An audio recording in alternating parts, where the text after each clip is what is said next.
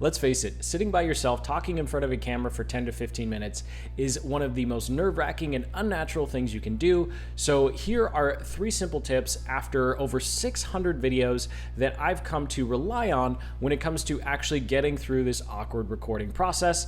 And while it has been 600 videos, there have been a lot of failures and a couple of good ones. So timestamps below, along with some other helpful videos to growing your channel. So the very first step or tip I have for you is going to be having a content frame, because after all, if you want your videos to perform well on YouTube, the first thing that we all have to recognize as creators is we don't get to make videos for ourselves. We have to make videos for our viewers. And so this simple 3-step questionnaire is going to really help you make sure that as you create your content, you come up with your stories or your jokes or just do research information, that you are really focused on what your ideal viewer is going to get out of the experience of watching your video. So here are the 3 simple questions. What is the big question they are asking? What is their desired result, as in what do they want to be able to achieve, or what is going to be different as a result of them watching this video? And by the way, if you're doing anything outside of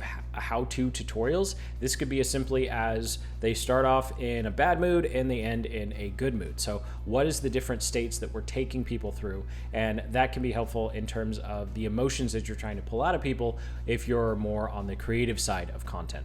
And then of course, finally, we have what is the perceived roadblock. This is more going to be in line with how-to tutorials, but if you're also creating other styles of content, just think of a typical story. There's always something to overcome, right? So go ahead and make sure that there's something that's being overcome in your video, even if it's just a vlog. Now, as an example, let's say I was creating a video on how businesses could create videos or create content in order to find more customers. So the big question here that the business owner would be asking is, how do I create content that will attract paying customers? Because after all, they might want to make YouTube videos or write blog posts or have a podcast, but we need to actually make money at the end of the day from them, as opposed to someone who's just doing it as a hobby, right?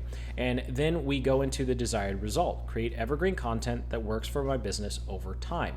And so not only do they want to create content, they want that content to continue to work for them in the future, as opposed to having to post a video or post every single day, right? And then finally, we have the perceived roadblock. I have no idea what type of content that attracts our ideal customers. Now, you'll notice once you go through the first 2, especially if you're doing a how-to tutorial, you're going to find that the last part, the perceived roadblock, there might be several things in their way. And the good news is you can make a video for each one of those. Please don't make a 45 or hour-long video that goes through every single thing that they need to overcome. I can tell you from personal experience with analytics, those really long videos tend not to do as well as breaking all of that up into, let's say, 3 or 4 12-minute videos, right? That's pretty much just how the algorithm seems to work. Now, when it comes to scripting versus outline, I am going to choose outline pretty much every single time. I think the only reason that you would actually want to script your videos out is if you're never showing your face and you personally are writing the script, so you can get all of your jokes right or your cues right, and then you can also make notes on how to make sure you don't sound like a robot. And so if you're writing your own script, you're never going to be showing your face. I think that that is a great way to go if you're not going to be showing your face. But for the rest of us that actually show our faces on YouTube, which is pretty much most of the videos these days, you're going to want to outline. So here's a quick rundown of how to outline pretty much any video. The first thing you want to do is look at that big result and then decide, okay, what are 3, 5, or 7 different points that I can make in this video. That's personally me. I like doing 3, 5, or 7. Of course, you could choose another number like 12 or 13, although that's probably way too long of a video. So you want to get out what are the main points that you're going to be making in the video. And then from there, break down another 3 to 5 kind of sub points for each one of those. So essentially, you're making this really long bullet list. And the reason you want to do it this way is you really want to avoid typing out, or if you're handwriting, writing out exactly what you want to say. I think the only time you actually would do that, I'm going to backtrack a little bit, is the first part of your video if you have some sort of hook or joke. So as an example, the opening of this video, it took me like 3 or 4 times to get right. Let's face it, sitting by yourself in a let's face it, sitting in a room by yourself, let's face it, sitting by yourself in front of a, talking in front of a, but after that, I pretty much just have an outline and I'm kind of talking, going through the different points. And the reason you want to do it this way is you have so much to think about when you are recording, right? You're trying to get your lighting right. You're trying to get the audio quality working correctly and set up, and then you're having to pause for noise outside. So there's all these other things, and you really want to be able to focus on delivering the information and being yourself, because the last thing you want to do is come across as a robot. And so that's why you want to do those bullets. And then as a final note, you're also going to want to consider what stories you can use to illustrate the point, right? So you don't just want to have a bunch of information.